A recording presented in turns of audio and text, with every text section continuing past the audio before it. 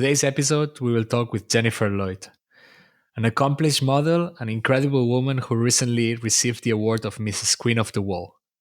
On top of that, Jennifer has worked in multiple fields, including volunteering, having her own business, working in politics, helping other women develop and follow their dreams, and much more. She started from a humble past in Korea and started modeling in Japan, where she lived for some years. In this episode, we will explore both her life as an expat and her career path.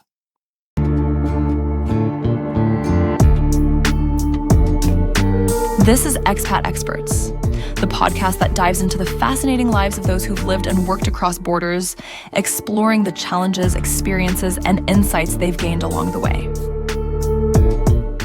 But before we start with the episode, I want to remind to all listeners that the best way to stay tuned with the latest episodes is by hitting subscribe here on YouTube and in your favorite audio platform. For extra information about the podcast, check the website expatexpertspodcast.com or check the link in the description. The Expat, Jennifer Lloyd. This first part of the episode, I want to talk a little bit about your life, Jennifer. First of all, thanks a lot for being here today with me and for accepting the invitation of being part of the podcast. You lived in a lot of countries, or you lived in Japan, at least one of the most permanent ones, but you traveled a lot. So you visited other countries. You've been around the world professionally, but I suppose also for leisure and for pleasure at some point. In the second part, I would like to go of the episode to go a little bit into your professional life and the modeling part, but also like how you, how whole pageantry works. How did you achieve to become Mrs. Queen of the World, which I suppose it's a complex achievement also, but also like what you're doing currently, more like having this, helping others talk with your talks and being a little bit more like an advocate kind of model, let's say like this. But in the first part, I would say that we focus on a little bit on your life as a foreigner in other countries and traveling around the world. Again, thanks a lot, Jennifer, for being here. I don't know really how or where to start because I don't know where have you been or where you established. I know that you lived sometimes and modeled in Japan, but maybe we'd start from the beginning. Where are you originally from? You're from the US. Where exactly? Yes, well, Mark, thanks for letting me join your podcast. I'm really thrilled to get to know you and also share my story and be with your audience today. So I am a child of two immigrants who immigrated to the United States in the 60s. And I was actually born in America, but my dad and my mother was relocated to South Korea. So I spent most of my childhood in South Korea. And we proceeded to travel international and then 10 states around the United States because when you're from a military family, you're obviously required to travel at the call of duty. My most favorite country that I lived in has to be Japan. I am Korean by heritage. My mom is full Korean. My dad is Japanese and Polynesian. So as a child, it was really dreamy to be able to go to Japan and actually see my relatives. It's very, very expensive to travel. And so living in Japan, it's like we have access to family members, which I had never even met. But during my time in Japan, that's when my modeling and my adventures began. I remember when I was just a young girl, I would open up Vogue magazine, Elle magazine, Marie Claire, and I would just go through all the pages and admire the supermodels and the women who were put in such fabulous designs. And I would actually tear out every single page that was inspiring and I'd put it on my wall. So literally my walls in my room look like wallpaper full of fashion and inspiration. I didn't know back then that's considered a vision board, but I know like that set the tone for like what I was asking the universe for. It wasn't until when I was about 14 years old, I met a lady whose husband was a Sony executive in Japan, and she looked at me differently. And this is the first time that a woman or anybody selected me, chose me, and said, you know what, I see potential in you. And that felt really good as a kid. And yeah, she took me under her wings and took me to the city. And she said, let me get you in front of some agents because I think you have something. And I didn't even see it in myself. And I'll never forget the impact that she made on my life because that moment really did change the trajectory of my life and allowed me to believe in myself. So we went to Tokyo and I went to the biggest agency, which is the elite agency in Tokyo, Japan, not having any experience, not knowing what to expect. And I remember walking in, and the first thing they do is size you up with their eyes, and then they say, "Here you go." So they gave me this little tiny little bikini, just absolutely strings. And at that age, I've never even worn anything like that. And so you're required to put this on, and you stand in front of a panel, and they literally analyze you from head to toe, take photos of you, you're when you're in a casting like that, you wear very little makeup. It's just they just want to see you very plain. And a member of the agent told me, I want you to come back in 3 months. And they gave me some things that I need to work on, such as like health and nutrition, and also encouraged me to just take care of my skin and just to stay motivated with exercise because I was so young. They're like, you have a long ways to go. And I remember having so much confidence after that, as well as motivation. I dropped a few pounds and went back, and they signed me. So that was the beginning of how it all started. Nice. But you said that you Hmm. actually were a child abroad already. Like you were growing in Korea. Like how much time did you Yes, did you live before going back to US? yes, yes. So I was born in Washington State. My dad was an immigrant who joined the US Army because he wanted citizenship. And back in the Mm. 60s, they didn't check to see if your documents were correct. So I mean, I was barely here as a child. And when I went to Korea, my dad and my mom were just very young. They were very poor. We lived in a cement box. I had no running water. There was no indoor bathroom. My mom would use a trash can as a toilet because the bathrooms were outside and it was a community bathroom and she just didn't want us to be cold. So I had very humble beginnings as a child, and I'll never forget that. But it also trained me as a kid that we didn't have a lot of access. So that was my very first experience as a child living abroad. Oh, that's sounds like a Hmm. rough start and a beginning also like being from a country but also moving abroad and that not being in the perfect conditions. I suppose it marked you a little bit as a personal your personality and how you develop in time. You said that actually afterwards like you came back as a family together to United States, and it's when you traveled around the country, or was Japan Yes. before that? So we went to Korea and then I moved to California when I was about fourth grade. Mhm. And everything was temporary. My dad would be stationed sometimes for 1 year, 6 months, or 3 years. We were always constantly juggling around. And depending on where he was stationed, I remember my mom just being basically a stay-at-home single mother. And so now I have such a heart for families who have military members who are constantly abroad or forced to be deployed because the women are really alone. And so community is very important.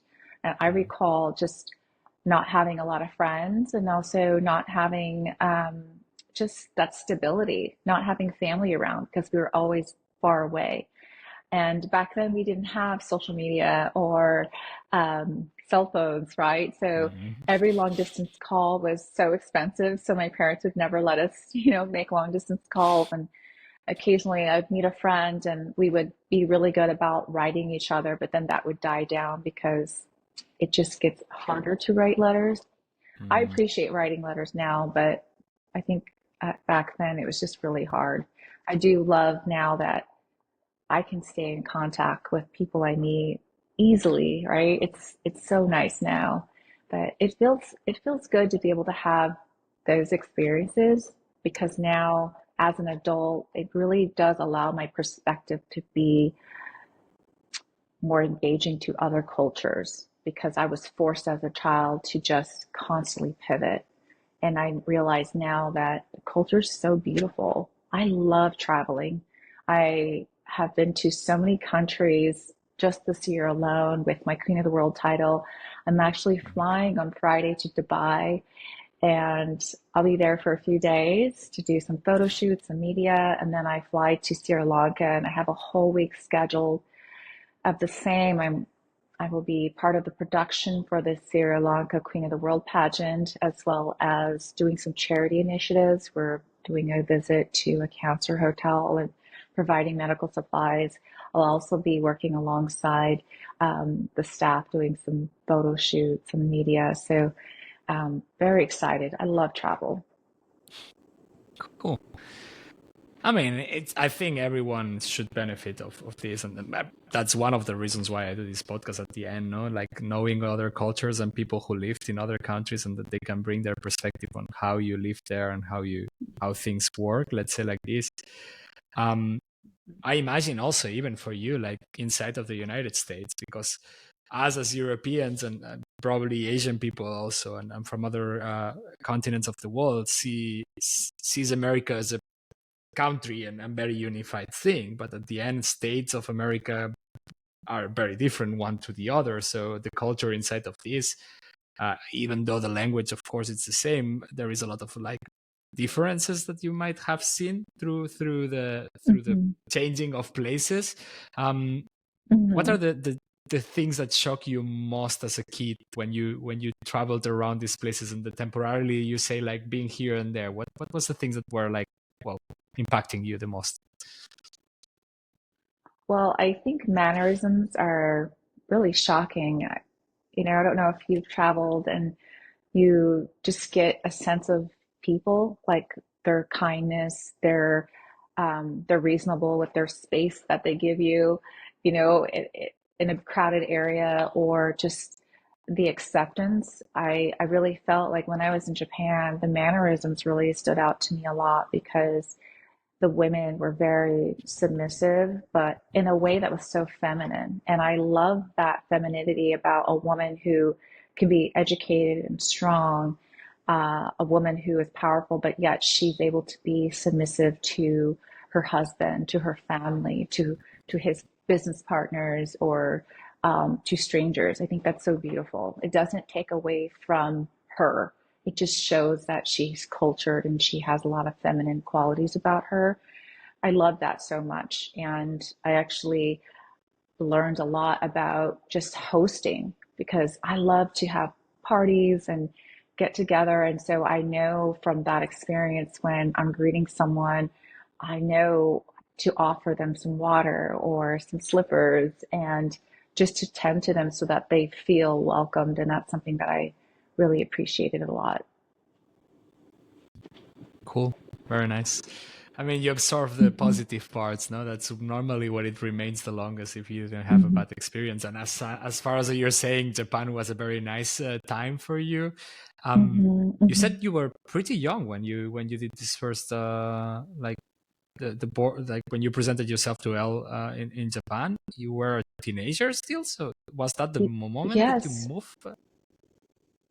Yeah. So I was living in Japan when I signed with the agency, and I remember like jumping on a train because in Europe as well as in Japan, the transportation system is so refined that a lot of people either are riding bicycles or they're taking trains.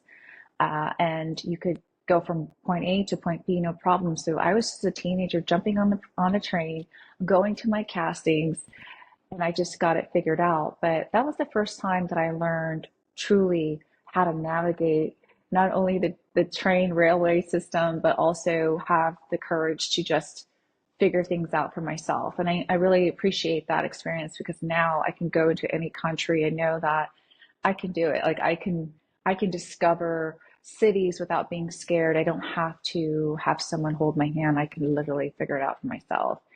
Some of the negative things that I should mention about going to a new country or learning, some of the habits in countries are unfortunate, like smoking cigarettes. That's something that's so prevalent in Europe as well as in Japan.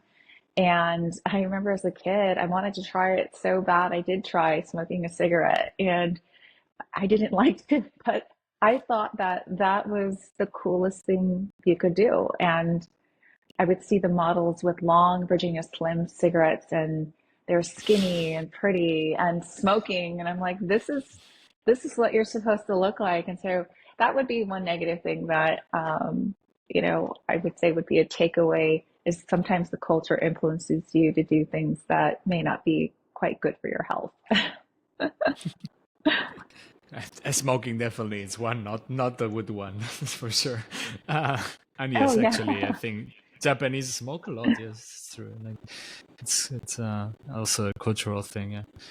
Um, hmm how it was like because I'm like when you are a teenager and you enter, you're signing a contract at the end. Signing with an agency, it's nothing else than your first professional contract with hmm someone, I assume. Um, I at that point of time, I suppose your parents stayed in the United States and you traveled there alone. How was the support from the agency? How does this system works around you? They did support you. They I don't know, provide you with the home and the food, or what? How does it work? I know. Well, actually, my parents we were living and stationed in Japan. So I Ah, lived at home with my cool, parents while I was able to nice. explore this whole new world. But I did get a contract from my agency to travel to Malaysia. It was a short-term Hmm. temporary contract. I remember taking this contract home to my parents, and my parents both looked at me like, absolutely not. They're going to sell you. And I'm like, no, it's legitimate. I'm going to Malaysia just for this temporary contract. And I remember thinking my dreams had completely died because my parents said no to me. But looking back, I'm so happy that they said no because human trafficking does exist and they knew Mm, better, but I didn't know better. At least when I was in Japan, I could go to a casting and I could come back home, right? No one's going to steal me, but if I lived abroad, I just don't think that as a kid you have that resistance from temptation. So maybe mhm. I would, who knows where I would be, right? I definitely think it's important for parents, especially now that I have my own kids. I would never let my kids go abroad without supervision. I'd have to go with them. Makes sense. What hmm about language? Because that's one of the big ones. I don't know, like you were speaking Japanese at that point of time, or how did you communicate in the whole Yes. environment? Yeah. So during my studies, I took Japanese for 4 years Wow. so I could write informal Japanese hiragana, katakana, kanji. There's like 2,000 characters in kanji, which is like the Chinese, like basically like pictures. Korean, Chinese, Japanese basically share that kanji. And I learned up to 150 of them, which is impressive. Don't ask me to do it for you today because I don't remember. But yeah, I was just speaking fluently. And I also took temporary jobs. I worked at a bakery in Japan where I worked behind the scenes in the kitchen, washing fruit and decorating pastries. So I definitely believe if you're going to go to a country, take the time to learn the language, learn the culture. There's so many free apps. Even Google, you could ask Google how to say this in this language and it'll translate it for you. But life is easier Mhm. when you know the language. Absolutely. I think integration it's a very valuable thing, or at least trying. I mean, I'm not saying that you fully integrate hmm in 1 year to a new culture. It's probably impossible, but as soon as hmm you, especially these cultures where the language is so different, when they realize you're doing the effort of trying to speak their languages and everything, I think their perspective on you changes really fast, and they start accepting you much faster also. um hmm was it help, like how was the cultural shock for you in Japan? I mean, you said you were living in Korea, but I suppose it's also different. It's not the same. I assume it's a little hmm bit easier because it's not someone coming from United States and suddenly being in Japan, which is opposite cultures, and the culture shock is a little bit hmm reduced. But do you remember having a culture shock when you arrived to Japan first? I did. What's really shocking to me is the Japanese people. They really admire Europeans and Americans. So American European fashion styling was very prevalent. So I would see beautiful Japanese women and men with blonde hair, and it was almost Uh, like they were trying to escape their heritage by all the celebrity styles that you see in magazines. So I realized that it's prevalent. Fashion is so prevalent in Japan. The other thing that was shocking to me was the cost of food, the cost of clothing was out of this mm, world because the yen was so strong. I'll give you an example. An apple, although Japan does a great job with their fruit, so the fruit's always packaged in like some cellophane. And mm. can you imagine the most beautiful apple and it's $5? So one apple is Ooh, $5. Yes, whoa. that's Okay. just the idea of the cost of food there. So, having access to fruits and vegetables was very hard. Having access to protein like steak, chicken, Mm, extremely difficult. And everything that they sell is very small, like cut thin, not even the best part mm. of the beef. So you really have to make a lot of money to live a really good life there. It's not easy. Okay. I wasn't expecting that it would be that expensive. Like, well, it's a lot. Yeah. Where were you in Japan hmm exactly? You were in Tokyo So I or? lived I lived in Kanagawa area, so I was Uh-huh. about an hour away from Tokyo, and I lived on a base called Camp Sama. So I went to an international high school there, also went to middle school Mm, there, and primarily they were all military folks that lived on the base. But as a military family, you could have access in and outside the gate. The gates inside a military base are secured, so not everybody can just walk in. You literally have to go through security, show your mm. identification, or if you're a guest, they have to verify who you are to enter to the military bases. I see. So you didn't quit studying, like you continued studying while you were working as a model in Japan, or Oh yeah, how many absolutely. how how old were you at that moment of time? Like also because you said 14 it's a very young age. Like it's Yes, yes. So I moved to Japan when I was 13 years old, and I stayed there till I was about 19. So I was there for a good okay. chunk of my life. That was actually the longest station that my dad had, and it was ironic that soon after that, when the military forced us to go back to the USA because he took a promotion as Command Sergeant Major of the US Army, which is one of the Hmm, highest positions of leadership that he could obtain as an immigrant. It was shortly after that that he decided he wanted to retire. So I had a good okay. stint in Japan, and since I had such a great time international, I just have this desire to travel the world. And some of the places that I do hope to visit in the future, when the wars die down, I'd love to go to Jerusalem. I would love to Hmm. go to Belarus, and I would love to travel to Greece. These are some of the areas that are on my wish list. Well, I, I'm in Athens right now, so if you come around, like Uh-huh. Greece, it's always welcoming. I mean, it started to be the 2 months of winter that or 3 months that we have here, so it's Oh, don't really? expect it. But it's not that long the Oh, winter wow. here, so it's always lovely. But I mean, winter. I'm talking about 13 degrees now at Uh-huh. night, so it's not that cold either. But it's Uh-huh. Greece. It's you've never been to Greece? No, I tried to go to Greece. So Okay. when I was in Italy, so I spent some time in Milano, and I went to Lake Como, and then went to Venice, and I was like, I'm Mm, gonna fly to Greece, and because it's not too far, and I remember trying to book my flight. But the challenge wasn't getting there. The challenge was the flights from Greece back to the USA was like a 34-hour trip. So I yes. decided I'm just going to wait till another time where I could just fly directly to Greece and maybe go to Greece, go to Rome, just take my time to really enjoy the beautiful country. But I love food. So one of my favorite foods is actually Mediterranean. And while I was just in New York City this past, I just got back from New York the other day.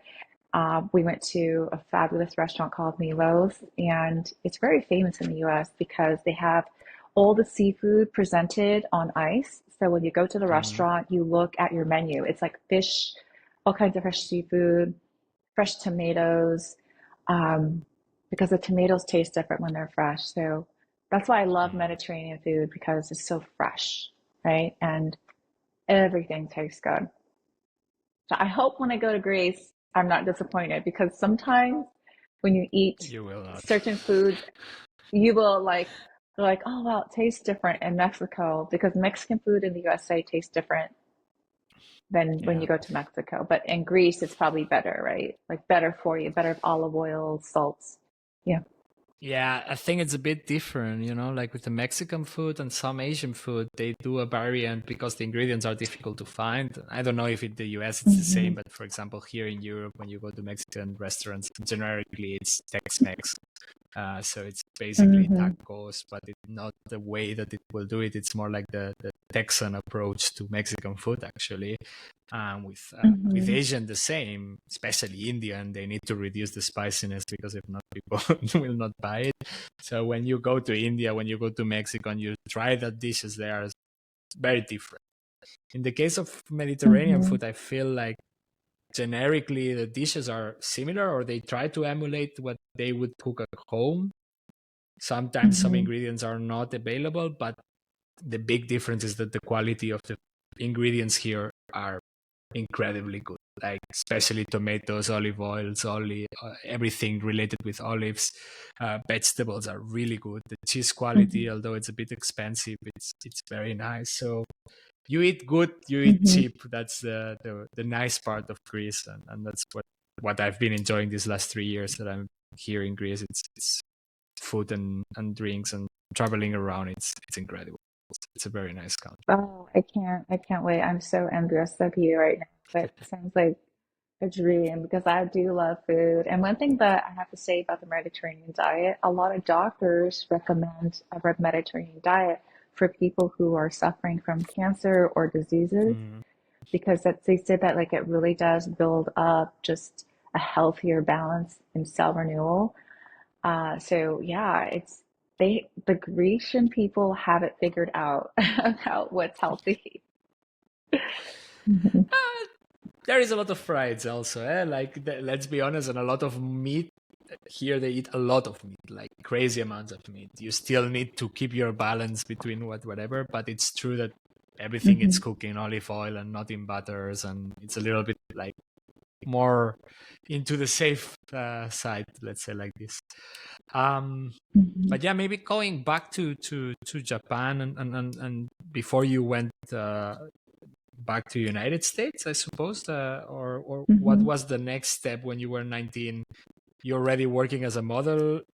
Is it was clear for you that was your passion and that you wanted to continue that path, and how did it affect going Mhm. back home to this process? Yeah, so one thing about being a model, there's different levels of modeling, and I have to say that for all the girls out there that want to get involved in the industry, not only is it competitive, but you'll get a ton of rejection. I have so much rejection, and you just have to keep trying because you just never know exactly what a casting director is looking for. Yeah. And I realized also too when I was, younger, there wasn't a lot of people that look like me, but now there's a lot of women who are mixed, and you'll see in advertising it's really changed. Like they want ordinary people. So if this is your goal, go for it, but don't depend on just that modeling to sustain your lifestyle. So I've always had jobs. I was always a hustler. So I worked at the bakery. I remember having my first job working at a pizza place, as well as working for a Chinese restaurant behind the cash register, and still pursuing my dream as just modeling. So after I left Japan, I moved to Arizona, and I was there for a short time with my parents. And then I was in Washington State where my dad fully retired, and I signed with another agency here. and that was SMG Model Management with Seattle. So I was with them for about 15 years. And again, you go to castings and sometimes you're given a yes, sometimes you don't have to go to castings because they say we want her based off of her comp card, and that's really fun. But there came a point in my life, Mark, where I realized that there were some other priorities that I needed to address. I got involved in politics, became a politician, and Okay. that actually took a lot of time, more than I thought it would. So I would always decline the casting because I didn't have 2 hours in my day. But to this day, I've achieved my greatest dreams. So 2 years ago, I walked in Paris Fashion Week, and Wow. that was a dream of mine I had as a child. So I don't think that your dreams will ever die with age. I think that if you believe it, you truly want it, that you'll be rewarded. If you ask for it, it will be rewarded to you as long as you're working towards that goal. Nice.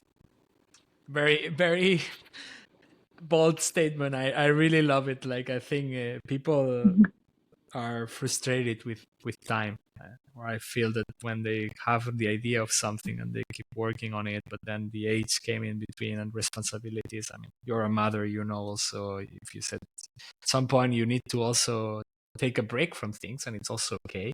It's not that you are abandoning the dreams, no. um Maybe before we jump directly to talk a little bit more about modeling, and maybe we can enter a little bit about the whole career path that you took and how many turns arounds have you done in there. I also want to talk a little bit about you being mother and how does the whole parenting combined with modeling, with politics, with doing public speeches. How did you balance all of this? How you managed to do this that much? I do a little section at the end of this first part of the episode, which is basically asking for recommendations. You lived for quite some time in Japan, so maybe, and you already talked about food. Do you have a favorite Japanese dish that you're still saying, "Oh, I would love to have that in the United States that I miss from there"? Yeah, so you're making my stomach growl. I'm actually hungry talking about food. So I love sushi, and sushi in Japan is way different. There's a harmony that comes with creating a beautiful piece of sushi. I actually traveled to Japan and went to Tsukiji Market. Tsukiji Market is like one of the largest fish markets in the world. It's fresh fish trading. So fishermen will come, bring their big tunas, and they will sell at the market to restaurants, to chefs, the most freshest cut of fish. And I remember just enjoying just high quality. It's very difficult when fish travels because when fish travels, it oxidizes and it loses the flavor. And if you can imagine a piece of fish going into a freezer, the ice moisture crystallizes and all the juices come out of the fish, right? When you go to cook it. So I do think that Japan has the most freshest, best tasting sushi in the world. Nice. Uh, Now I'm growling. I've never. I've never been to Japan, and I definitely need to go. For food wise, I'm in love, but I think I've never tried proper Japanese food, like as I would try if I would go Yeah, there. So totally missing that. Do you go back from time to time? Do you visit Japan often? I have not been back to Japan for probably 12 years. So Okay. I'm looking forward to going back. I do love to shop, and one thing I realized, like Japan has like the cleanest roads, the best shopping, anything and everything is cute in Japan. So I think the next time I visit, I probably will need to take an extra suitcase because I know that like everything they have there is so special, and I want to capture that. Cool. Um, what about the favorite place? Do you have this spot that you remember that you say, oh, that was my place in Japan? Oh, yeah. I love Shinjuku. I love going to Shinjuku on Sundays, just the vibrancy. There Mm. are literally hundreds of people out on the streets, the most busiest time. Again, food, shopping, fashion. You'll see gangs of young people dressed in like anime, or or some of them will be dressed like Elvis Presley or surfers, or they'll look like baby dolls, and it's just like your eyes and your the smells and just the feeling of this all these people together from different backgrounds. It's just so much fun. I remember just going there and going with my friends and just people watching because it's so entertaining. It was a lot of fun. So I recommend that. Cool. Are you a music person? Do you listen to any I Japanese music by any chance? I do love music. However, I must say I don't think Japan is on the cutting edge of music. I think Okay. K-pop, which is Korean Hmm. pop music, has really revolutionized music. So K-pop is something that I do listen to, and I love all kinds of music. Like I have friends who are Russian. I like some of the Russian artists. I love Korean K-pop. I love English. Um, yeah, I love music in general, but I haven't heard anything from Japan yet that I can recall. Well, cool. Maybe the last question. Do you remember hmm any local custom or tradition from Japan that stood out and that you remember like font a little bit like okay, it was meaningful for you, let's say like this. Yeah, I remember just receiving gifts. Not that I expect that, but hospitality. So Mm. meeting a friend or seeing a relative, you would bring them a small gift. So that's like crackers or bread, tea, just something to just say, hey, I'm thinking about you. I love you. Just show like your heart. So I love that custom. And I do that for friends and family too, where I see them and I bring them fruit or I bring them cookies or candy or a box of tea just to let them know that I love them. And I think that customary is very special. Nice. Who doesn't love to receive gifts, no, from time to time? So that should be more Right. integrated. I agree. So yeah, if it's okay for you, I would say that we can jump directly to the second part of the episode. Okay. Hey there, everyone. If you're loving this episode so far and you want to stay tuned with other expat experiences, make sure to hit the subscribe button and follow our podcast so you never miss an episode. The Expert, from pageantry to empower women. Yeah, I mean, we entered a little bit already through conversation. You explained how you entered the modeling in world in Japan. The fact of having your vision board a little bit on your room, like that's what the trigger that started Mhm. putting you into that. So I assume, like as you said, most of this desire of becoming a model was coming out of the magazines and seeing other people doing that path.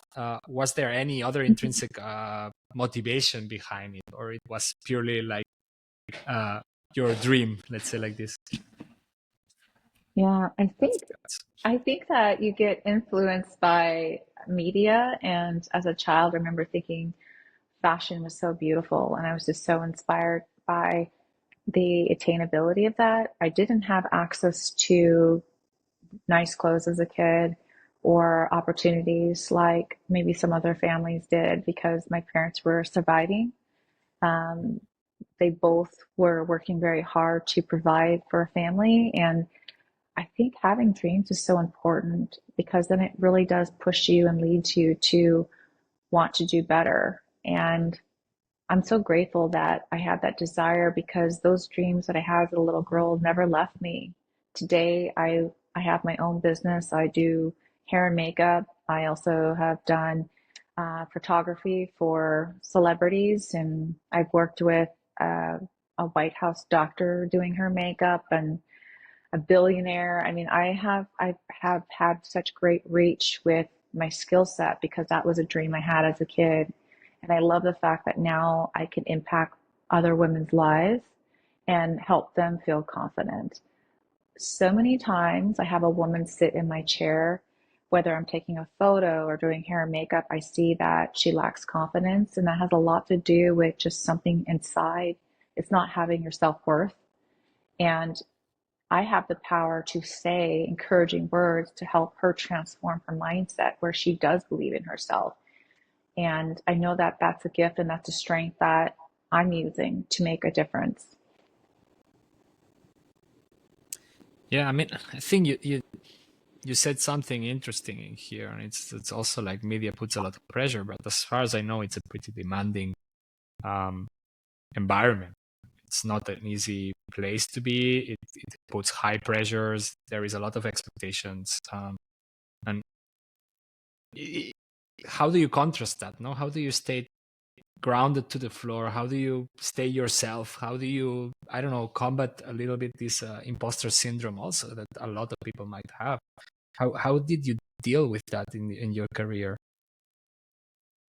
Yeah, that's a great question. I actually started a workshop for women. I traveled to Beverly Hills, to Boise, Idaho, and Portland. And I just came back from another back to work event workshop in Phoenix, Arizona.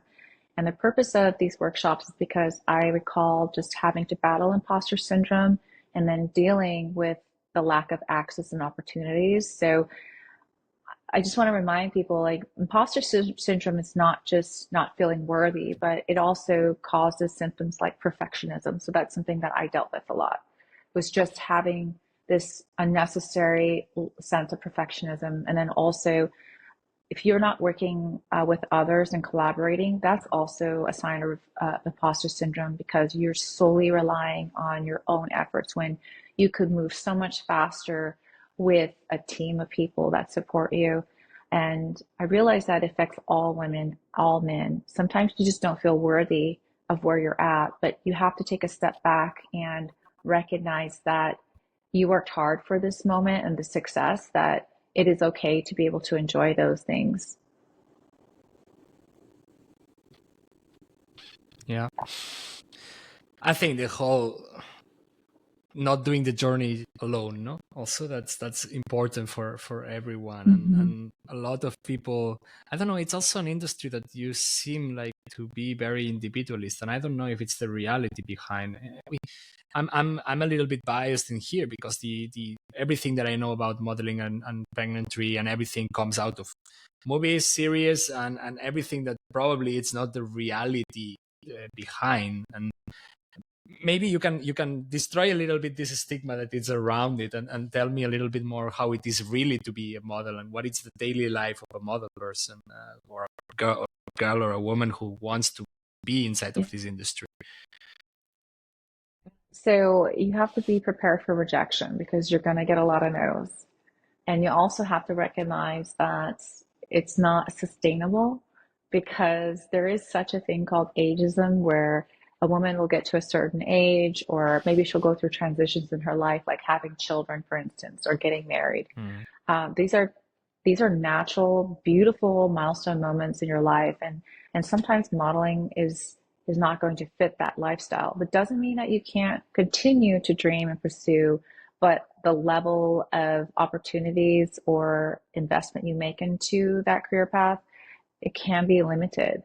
I love the fact that as a woman, I could be multicultural, I can be multi-talented, I can be versatile in my career, my goal setting. And I think that applies to all women. We could all achieve something on another level if we put our minds to it, because I'm not just a wife, I'm not just a mom, I'm not just a former politician or a model or a beauty queen, a business owner. I can do anything I want. I can be anyone that I want. So it's not a limitation. It's actually just your mindset. Makes sense. How Now I was going to ask a basic question, but how many things have you done in your life? Like it's it sounds like you've been in a lot of different roles. Like maybe you can summarize it a little bit. Like you entered through modeling, but then you said that you had as a hustle some jobs, but then you entered in politics. I know Yeah. that you've been working a lot with voluntary work, going to NGOs and helping people. How many things have you done? Yeah. So I figured out my life purpose, believe it or not. So I feel like everything that I've been through, whether they're challenges or successes, that it really has combined together to really help me focus on my purpose. So my purpose today has been about supporting women. And I mean supporting women to become financially independent. And it goes back to again to my story of humble beginnings, not having access, watching my parents who were immigrants not have access. So now I find it's my responsibility to help women find access to get employment and to have financial independence, because I really do believe that it is a right for a woman to pursue her dreams and also be financially independent or contribute. So what I've been doing is using my philanthropy work to help promote organizations such as Dress for Success, to promote workshops that really empower women to get a job. We have so many women who are underemployed right now or transitioning from being a stay-at-home mom, or mothers who are being forced to go back to work because the inflation is really high. We also have people coming out of the military trying to figure out where they fit. And also people lose their jobs. And so it makes sense for me to use everything that I've learned to help support these women so that they can be successful and they can lead for success. And as everybody knows, if women are successful, it helps their community, it helps their family. So my experience, whether that was being in modeling, as a politician, working in the corporate world, being a business owner, my experience and my desire with hair and makeup, photography, it all has combined so that I'm able to speak openly and also transparently to women to help them feel empowered. And I know that my impact is great. And the whole purpose of the title that I have as Queen of the World is to be able to speak louder. I'm sitting on a platform, actually standing on a platform where I'm able to go globally and share my story and share my impact so that it will make a difference. Maybe before we just enter to Mrs. Queen of the World, because I have a lot of questions. I don't really understand the whole concept around it, and maybe it's my ignorance about the whole pageantry world and the modeling. But how do you do that? How are you working right now with trying to help women around? Like, do you have workshops? Do you do public speeches? What is the model that you're following right now?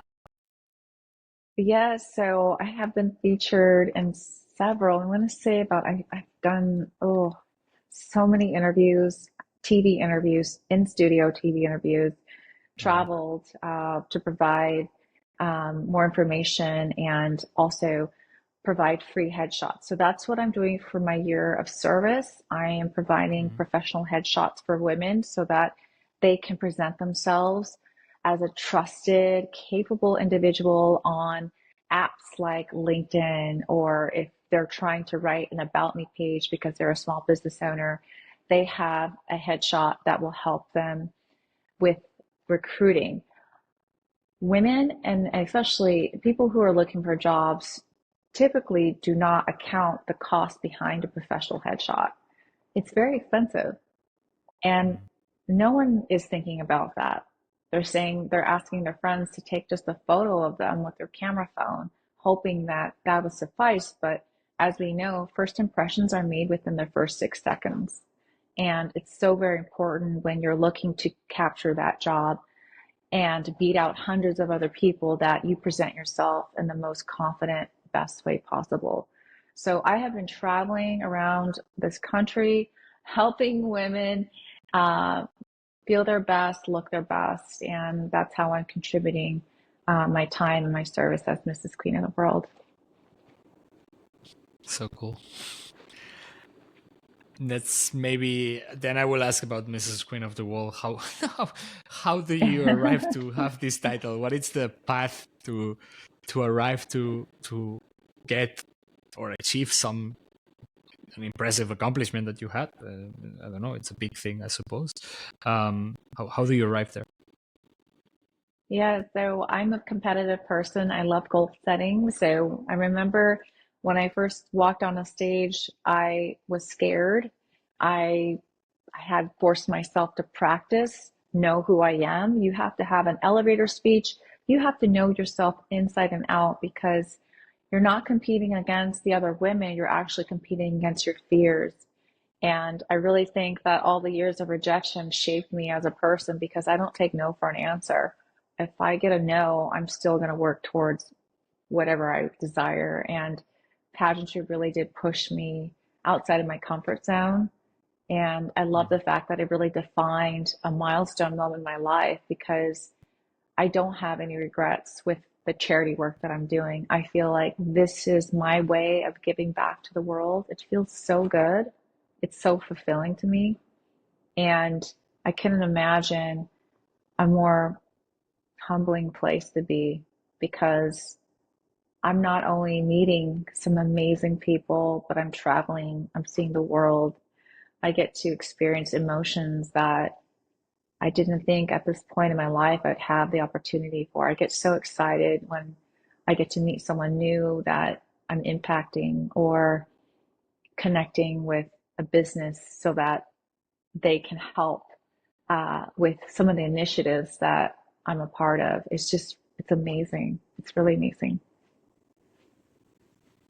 Nice. How do you arrive to become Mrs. Queen of the World? Like, how do you what it's you need to win a lot of contests.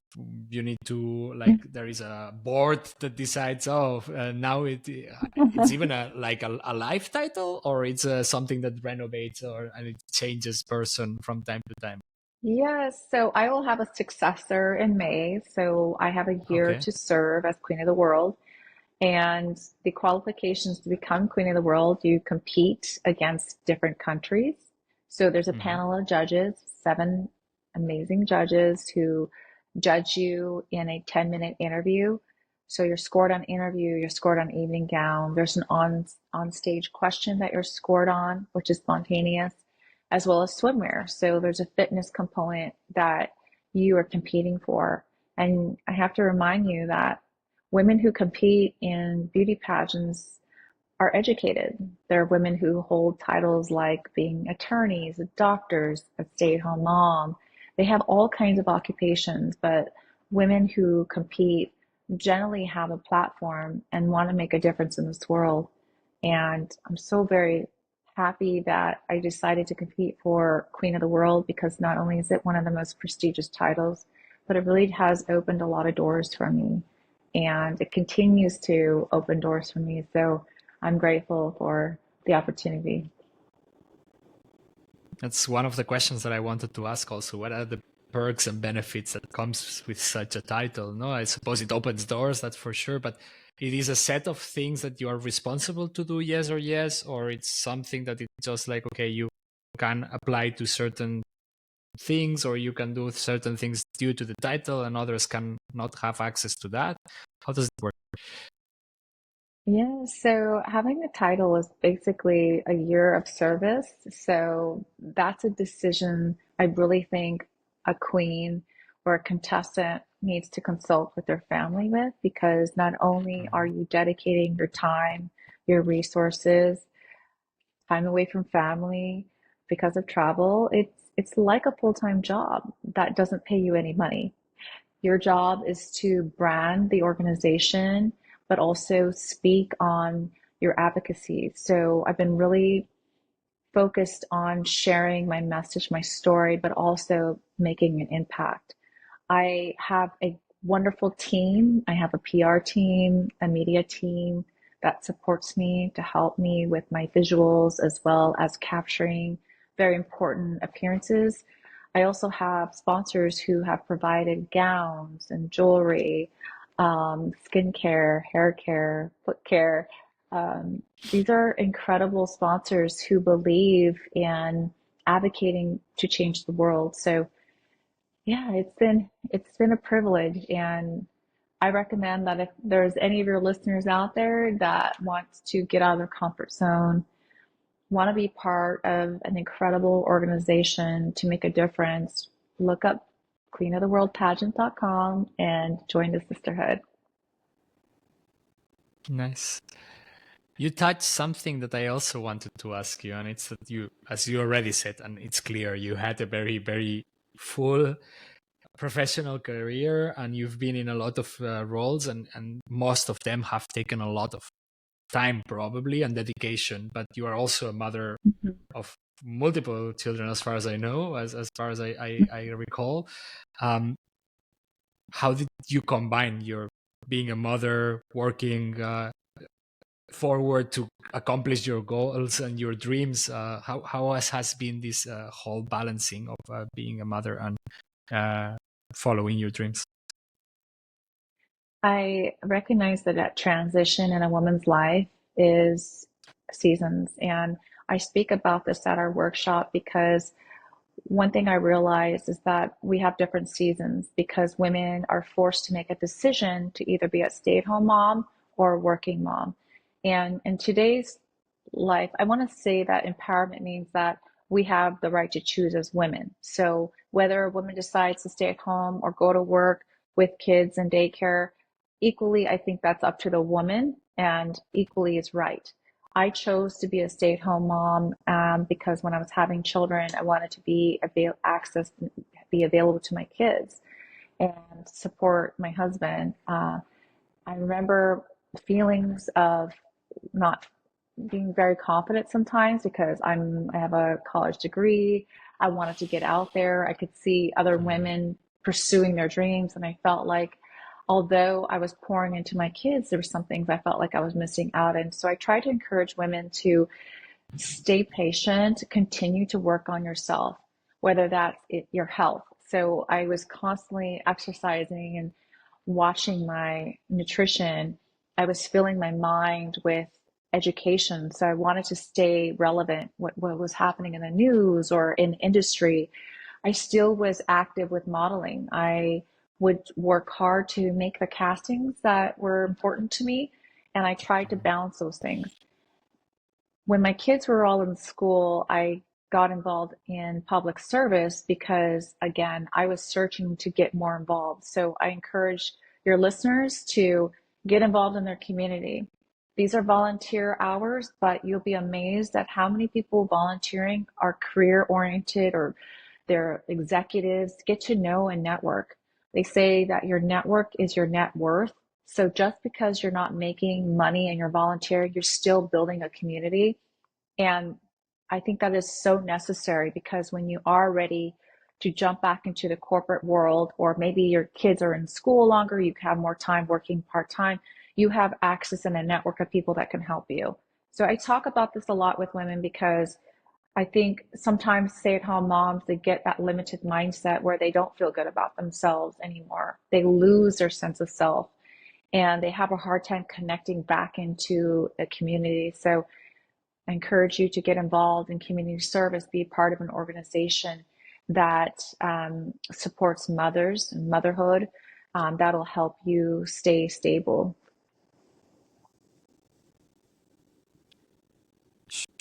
Makes a lot of sense that you are like needing a little bit of support. You are not alone in this world, no? So at the end, it's a little bit of that, getting the community and getting others who are in your situation. That's exactly why I was asking, because I know that there will be other people who are in the same situation right now as you were when you had your children. And it's important that people doesn't renounce to their whole dreams or their ideas of what they want to become.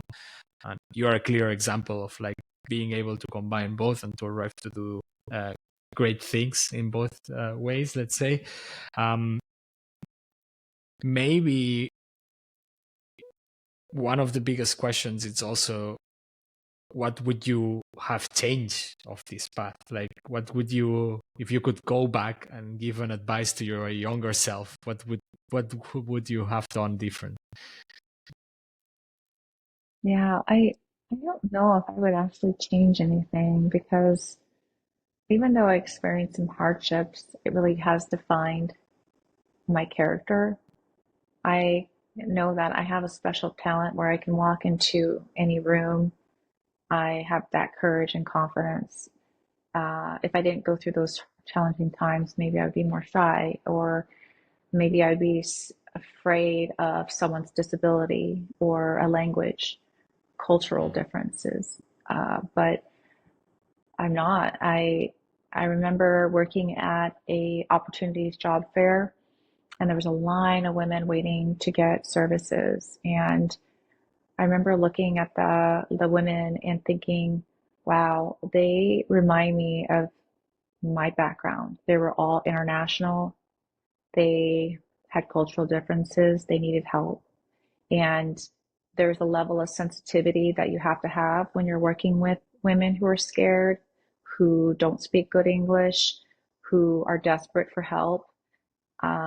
They're not prepared. They're intimidated by the way you look. They're intimidated by the size of the building, and it's so new. They want to be accepted. And when I saw them, I know that my past, those things I experienced, really helped me connect with them. And that to me is very special. Nice.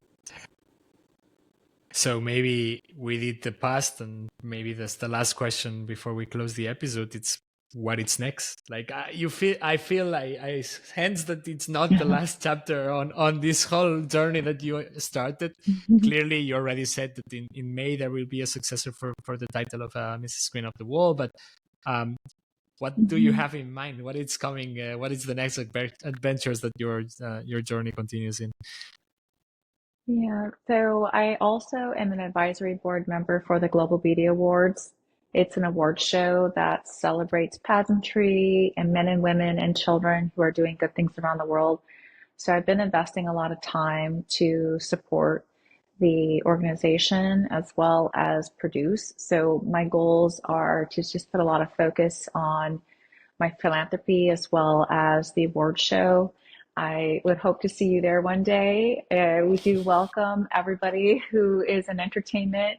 We have so many incredible men and women who are involved in pageantry, but also people from every part of the industry. So we have executives from Sony, we have attorneys, we have doctors, we have a woman who served in the White House, politicians, so many entrepreneurs, PR management, anybody and everybody in any industry is sitting inside this room. Lou Sierra, she's a very famous runway model coach. She's hosting the Global Beauty Awards. And it is so fascinating to see everybody just dressed up. It's like the Oscars, and get interviewed on the red carpet. So I would love for you to join, your listeners to join. You can find more information about the Global Beauty Awards by visiting the website at theglobalbeautyawards.com. The next gala and runway competition will be held on April 12th and 13th of 2025. So I would love to see you there, Mark. Sure, I will take a look and see if I could manage, and of course, opening it to the listeners. Well, besides that, Jennifer, thank you so much for sharing your whole story. It was an incredible talk. Thank you for talking about yourself, about your journey, both from a professional perspective, but also your time in Japan and your expat life, also Japan and Korea. Actually, that part I didn't know before we started the interview, so it's also nice to discover new things. And it has been very inspiring to talking to you about your life, but also seeing how self empowering you can do, and how you're helping other people to follow the steps that you took and taking it from your own experience. It's very nice to see. Maybe the last obligated question would be, for those who want to learn a little bit more about you and maybe connect with you, where can they find you? Social medias, website, whatever. What are your places of contact, let's say like this? Yes, Mark, it's been such a joy. Please follow me. You can check me out on my website. It is mrsjenniferlloyd.com. there you can find a little bit more information about me. Look at my press kit. I also have a small portfolio that is available. You can check me out on Instagram. I'm very active on Instagram at Jennifer E. Lloyd, as well as Facebook and LinkedIn. So I do hope to hear from you. And thank you so very much again, Mark. Thank you so much. Again, it was a very nice talk. And to our audience, as always, and the listeners, you will have the links on the description for all the social media and the websites of Jennifer, so you can stay in touch. Thank you for listening and joining us on this experts episode. Until next time, keep exploring, stay curious, and take care.